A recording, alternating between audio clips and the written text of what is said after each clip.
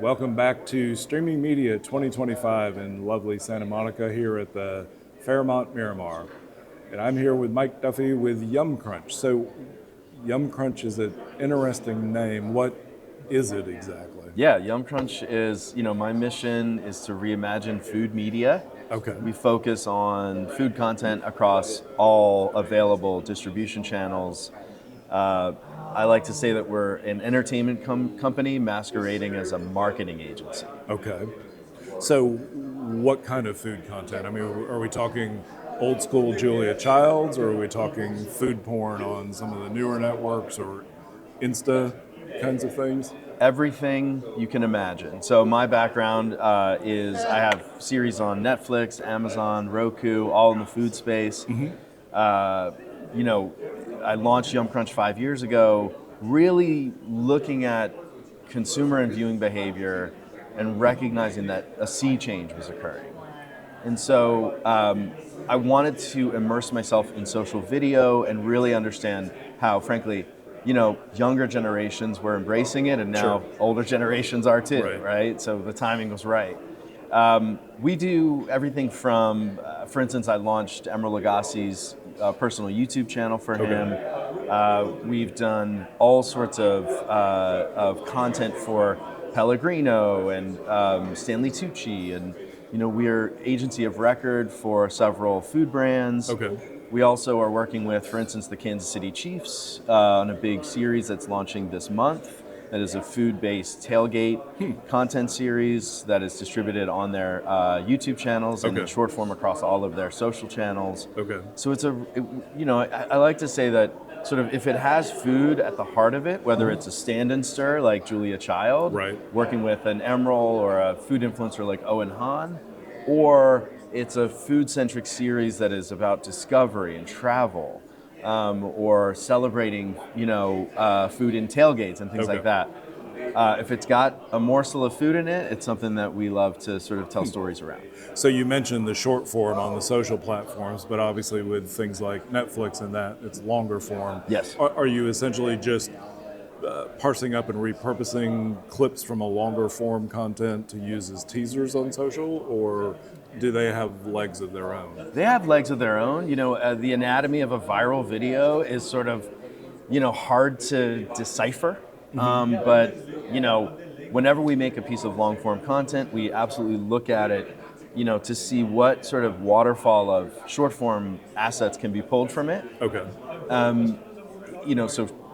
Teasers, show opens, individual segments, those all work great. And they're, especially if you're in YouTube, you can pull those out, put them on YouTube Shorts, and then that can, drive traffic to the long form videos. But also we create, short form content specifically to, reach that sort of, social viewer who's looking for something that feels like that piece is made independently and specifically for that 30 seconds to 90 seconds that they have to experience it. And is there a call to action for that kind of short form content? Like, if you want to get more of this, go look at this long form content, or even go buy this merch from this particular? Absolutely. I'm a deep believer in this sort of content commerce connection here. We as media creators and as executives and professionals, we have to evolve. And one thing that many of us have never really thought about is, how do you monetize that content? What are the key metrics of success that that justify the time that the consumer or the viewer is spending in that content, but also the people who are paying for it? What's their ROI? So I look at every piece of content and I go, okay, what is the monetization structure around this? What are the key metrics that we need to be delivering, whether it's for a partner like the Kansas City Chiefs, who are looking to build fandom and really, create original content, which is amazing. We're seeing a lot more of that happening. Or, a client, we work with this brand called Mellow, which is a kava beverage. Okay. They've hired us to help build brand awareness through really great, authentic social content, short form. But ultimately, that's going to migrate in terms of KPIs into, okay, how many, cases of product are you selling Right, for sure. us? Are going to go out the door. So I've sort of, become a student of marketing and the key metrics in marketing as a way to really get my content funded. So speaking of metrics, and metadata is a conversation that we've had here as well at the show, looking at sort of the information around the content itself. What do you see perceptibly that's different between the generation that's younger than us versus the generation, say, of our age that's consuming this kind of content? Granted, we all talk about the short attention span piece, but in reality, is it completely different kinds of content that appeal to those two generations? It's a great question. And it is the sort of answer to that is kind of the holy grail of figuring out the black box of social video. Okay, sure. So I would say this, that the main metric that we are focused on these days is engagement. Okay, Are they sharing, commenting, got it. liking? All right. Not just viewing, but actually actively doing. No, and in action. fact, viewing is a false positive Right. oftentimes, because you can put paid media behind something and you can sort of artificially manufacture view counts, Okay. but you can immediately look at the engagement and see that that's actually not being viewed. Yeah. Okay. So it's an amazing. I'm a former stand-up comic. I come from live performance, and my background is in. I got to appeal to that audience. Instant feedback. Yeah. Right. So social video gives us that immediate feedback that allows us to pivot and be more nimble as we sort of craft our program. So I asked that question just being curious. Cat memes are always an evergreen thing. Yeah. Is it videos of sushi or cupcakes that are evergreen on the food side, or is there something that like universally appeals to everybody? If I see this 5-second video of food, Yeah. I will be attracted to it and share.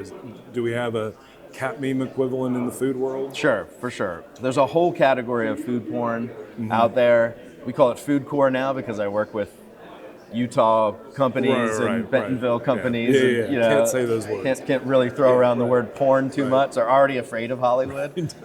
So we call it food core. But I'll give you an example. I look at every piece of content and I sort of go, okay, what is the category that we're living in, right? Whether it's meat or it's sweets or it's cooking or it's eating. we found that we got one, category of food content that was performing better than any other, and that is baby back ribs. Okay? Okay. I know. So we said, all right, well, every time we put a piece of content out there that features baby back ribs, it outperforms. So why don't we create a series called Million Ways to Baby Back? Okay. So I literally have a series. I've done about 35 episodes, or 60-second episodes with this influencer named Chuck Motto. He goes by @Chuck's Flavor Train. Okay. And every single episode, he does a new recipe on baby back ribs. Well, several of them have gone viral, but one has blown up. And it is the corn dog baby back rib. We take a baby back rib, and we essentially deep fry it in corn dog batter. Okay. And then we do a little bit of a remoulade on top of it. It's unbelievable. People freaked out over it. So we're actually developing it now as a product that we can sell direct to consumer. So instead of fried Twinkies, it's fried baby back Yeah, ribs. exactly. It's like Nice. those things that you would see at like these carnivals or these state fairs. Right.